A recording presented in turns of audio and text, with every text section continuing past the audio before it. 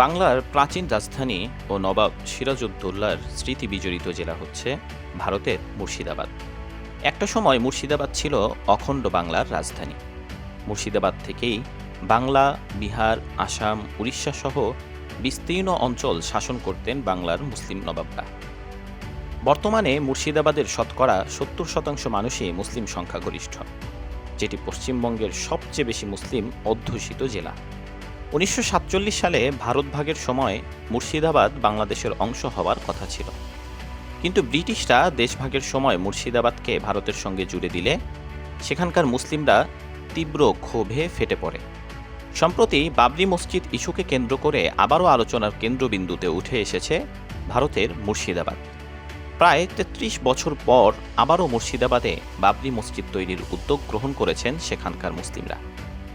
1947 সালে দেশভাগের 2 দিন পরও মুর্শিদাবাদকে পাকিস্তানের দখলে রাখতে সক্ষম হয়েছিলেন মুর্শিদাবাদের মুসলিমরা। এমনকি ভারত স্বাধীন হওয়ার পরও সেখানকার শিক্ষা প্রতিষ্ঠানেও উড়ানো হতো পাকিস্তানের পতাকা। মুর্শিদাবাদের মুসলিমরা ভেবেছিলেন তারা পূর্ব পাকিস্তানের সঙ্গে যোগ দিতে পারবেন।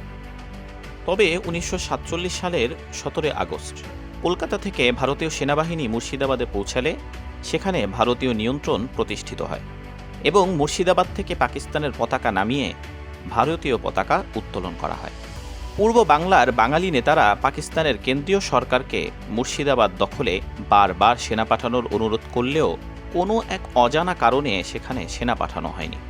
সমালোচকদের মতে পশ্চিম পাকিস্তানের কেন্দ্রীয় নেতৃবৃন্দ কাশ্মীর ও পাঞ্জাবের সীমানা বাড়াতে দর কষাকষিতে যথেষ্ট তৎপর থাকলেও পূর্ব পাকিস্তানের স্বার্থ ছিল সম্পূর্ণ উপেক্ষিত। তৎকালীন পাকিস্তানের কেন্দ্রীয় রাজনীতিতে বাঙালি নেতাদের সংখ্যা খুবই কম ছিল। এমনকি ব্রিটিশদের সঙ্গে পূর্ব বাংলার সীমানা নির্ধারণ সংক্রান্ত গুরুত্বপূর্ণ আলোচনাগুলো পরিচালনা করতেন পশ্চিম পাকিস্তানি নেতারা, যেখানে কোনো বাঙালি প্রতিনিধির উপস্থিতিও ছিল না। পশ্চিম পাকিস্তানের কেন্দ্রীয় নেতাদের এই রাজনৈতিক অবহেলার কারণে পূর্ব পাকিস্তানের বিশাল অঞ্চল হাতছাড়া হয়, যার মধ্যে রয়েছে আরাকান, মুর্শিদাবাদ, করিমগঞ্জ, মালদাসহ আরও বিভিন্ন বিস্তীর্ণ ভূখণ্ড। বন্ধুরা, আজকের এই আয়োজনে আমরা জানব মুসলিম সংখ্যাগরিষ্ঠ হওয়া সত্ত্বেও মুর্শিদাবাদ কেন ভারতের অংশ হলো। এছাড়াও জানতে পারবেন মুর্শিদাবাদ যদি বাংলাদেশের অংশ হতো তাহলে কিভাবে পুরো কলকাতা শহর ও কলকাতা বন্দরের কৌশলগত নিয়ন্ত্রণ বাংলাদেশের হাতে চলে আসতে পারত। মুর্শিদাবাদের আয়তন প্রায় 5324 বর্গ কিলোমিটার। এটি বাংলাদেশের ঢাকা জেলা থেকেও 3 গুণ বড়। একটা সময় মুর্শিদাবাদ থেকেই বর্তমান ভারতের 7টি রাজ্য পরিচালিত হতো, যার মধ্যে ছিল বাংলা, বিহার, উড়িষ্যা, ত্রিপুরা ও আসামের বিস্তীর্ণ অঞ্চল। মুর্শিদাবাদের যশ খ্যাতি ছিল পুরো বিশ্বজুড়ে। ভারতবর্ষের সবচেয়ে ধনী শহরগুলোর শীর্ষ তালিকায় ছিল মুর্শিদাবাদ, কিন্তু 1757 সালে পলাশির যুদ্ধে ব্রিটিশদের কাছে নবাব সিরাজউদ্দৌলার পরাজয় হলে এই মুর্শিদাবাদের পতন শুরু হয়। এরপর 1772 সালে ইংরেজরা বাংলার রাজধানী মুর্শিদাবাদ থেকে সরিয়ে এনে কলকাতায় স্থানান্তর করেন। মুর্শিদাবাদের নবাবদের রাজকোষের বিপুল পরিমাণ অর্থ, দামি দামি গহনা, স্বর্ণ, মুদ্রা, হীরাসহ বিভিন্ন মূল্যবান সামগ্রী লুট করে এনে সেটি দিয়ে কলকাতা শহরকে রাজকীয়ভাবে গড়ে তোলা হয়। ব্রিটিশরা দেশভাগের সময় মুর্শিদাবাদকে পাকিস্তানের অংশ করার দাবি জানায় পূর্ব পাকিস্তানের বাঙালি নেতারা, কিন্তু ভারতের হিন্দুত্ববাদী নেতারা সেটির বিরোধিতা করে। মুর্শিদাবাদ যদি সে সময় পূর্ব পাকিস্তানের অংশ হতো তাহলে কলকাতা বন্দরের নিয়ন্ত্রণ সরাসরি পাকিস্তানের হাতে চলে যেত, কেননা মুর্শিদাবাদের মধ্য দিয়ে প্রবাহিত পদ্মা নদীর পানির ওপর নির্ভর করেই কলকাতা বন্দরকে কার্যকর রাখা হয়। কলকাতা বন্দরের নাব্যতা খুবই কম, এজন্য কলকাতা বন্দরের নাব্যতা ধরে রাখার জন্য পদ্মা নদীর ওপর ফারাক্কা বাঁধ নির্মাণ করা হয় এবং সেই পানির প্রবাহ কৃত্রিম খাল দিয়ে হুগলি নদীর দিকে ঘুরিয়ে দেওয়া হয়, আর হুগলি নদীর তীরেই গড়ে উঠেছে কলকাতা বন্দর।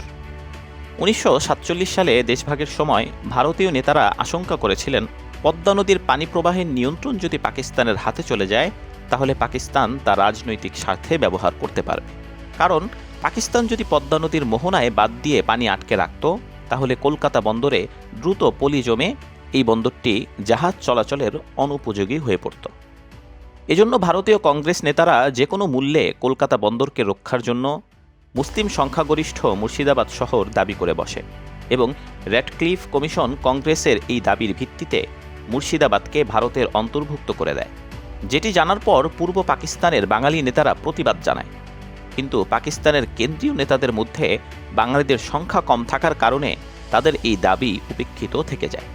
কারণ পশ্চিম পাকিস্তানি নেতারা পশ্চিম পাকিস্তানের স্বার্থ রক্ষায় সবচেয়ে বেশি সচেষ্ট ছিলেন, অথচ পূর্ব পাকিস্তানের স্বার্থ ছিল পুরোটাই উপেক্ষিত। অথচ মুর্শিদাবাদ ছিল বাংলাদেশের পদ্মা নদীর রক্ষা কবচ। মুর্শিদাবাদ বাংলাদেশের অংশ হলে ভারতের পক্ষে পদ্মা নদীতে বাঁধ দিয়ে পানি নিয়ন্ত্রণ করা সম্ভব হতো না, কারণ মুর্শিদাবাদেই পদ্মা নদীর উপর ফারাক্কা ব্যারেজ নির্মাণ করেছে ভারত। আর ফারাক্কা ব্যারেজের উপর তৈরি করা রাস্তা দিয়েই কলকাতা বন্দরের সঙ্গে ভারতের সেভেন সিস্টার্সের যোগাযোগ রক্ষা করা হয়। মুর্শিদাবাদ বাংলাদেশের অংশ হলে ফারাক্কা বাঁধের পানি প্রবাহের নিয়ন্ত্রণ বাংলাদেশের হাতে থাকত। তাছাড়াও বাঙালি মুসলিম সমাজের ইতিহাস ঐতিহ্য সমৃদ্ধ একটি রাজধানী হতো মুর্শিদাবাদ। বর্তমানে মুর্শিদাবাদে মুসলিম নবাবদের স্মৃতি বিজড়িত অসংখ্য ঐতিহাসিক স্থাপনা, সমাধি ও ইতিহাস মুছে দেওয়ার চেষ্টা করছে ভারতের হিন্দুত্ববাদীরা। মুসলিম নবাবদের কবর, রাজপ্রাসাদ অযত্ন আর অবহেলায় পড়ে আছে। অথচ মুর্শিদাবাদ বাংলাদেশের অংশ হলে এগুলো হতে পারত বাংলাদেশের একটি দর্শনীয় স্থান। 1947 সালের দেশ বিভাগের পর থেকে মুর্শিদাবাদের মুসলমানদের ওপর নেমে আসে ভয়ঙ্কর এক নিপীড়নের থাবা। একসময়ের ভারতের সবচেয়ে ধনী শহরটি পরিণত হয় বর্তমানে ভারতের সবচেয়ে দরিদ্রতম একটি জেলার কাতারে।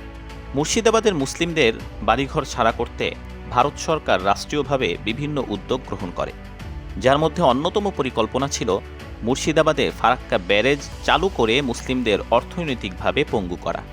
মুর্শিদাবাদ যেহেতু মুসলিম সংখ্যাগরিষ্ঠ অঞ্চল, তাই এখানে ফারাক্কা ব্যারেজ নির্মাণ করার ফলে হাজার হাজার মুসলিমদের ঘরবাড়ি রাতারাতি নদী গর্ভে বিলীন হয়ে যায়। মুর্শিদাবাদের বহু সম্ভ্রান্ত ধনী মুসলিম পরিবার নদী ভাঙনের কবলে পড়ে সহায় সম্পদ হারিয়ে নিঃস্ব হয়ে যায়। এদের অনেকেই পরবর্তীতে মুর্শিদাবাদ থেকে চলে গিয়ে দিল্লি, গুজরাট, পাঞ্জাব সহ বিভিন্ন রাজ্যের বস্তিতে বসবাস শুরু করে। বর্তমান ভারতে বাংলাদেশি অনুপ্রবেশকারী বলে যাদের নিয়ে গুজব ছড়ানো হয়, প্রকৃতপক্ষে তাদেরই অধিকাংশই মুর্শিদাবাদের নদী ভাঙনে ক্ষতিগ্রস্ত বাঙালি মুসলিম পরিবার। ফারাক্কা বাঁধের কারণে সবচেয়ে বেশি ক্ষতিগ্রস্ত হয় মুর্শিদাবাদের মুসলিমরা।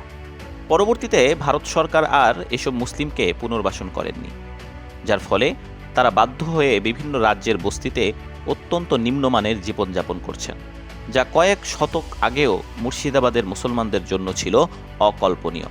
কারণ নবাব সিরাজউদ্দৌলার সময়ে মুর্শিদাবাদের মানুষরাই ছিল ভারতীয় উপমহাদেশের সবচেয়ে ধনী। ভারতের অন্তর্ভুক্ত হওয়ার পর মুর্শিদাবাদের মুসলমানদের জীবনে এমন দুর্দশা নেমে আসবে এটা তারা কোনো দিন কল্পনাতেও ভাবেনি। ভারতের রাজনীতিবিদরাই প্রতিনিয়তই মুর্শিদাবাদের মুসলিমদের বিরুদ্ধে ঘৃণা ও বিদ্বেষ ছড়ায়। কিছুদিন আগে ভারতের ওয়াকফ বিলের প্রতিবাদে মুর্শিদাবাদের মুসলিমরা রাস্তায় নামলে ভারতীয় পুলিশ নির্বিচারে গুলি চালিয়ে 5 জন মুসলিমকে হত্যা করে। তাছাড়া পশ্চিমবঙ্গের বিরোধী দলীয় নেতা শুভেন্দু অধিকারী ক্ষমতায় আসলে মুর্শিদাবাদের মুসলমানদের ঘর বাড়ি বুলডোজার দিয়ে গুড়িয়ে ফেলা হবে হুমকি দেন।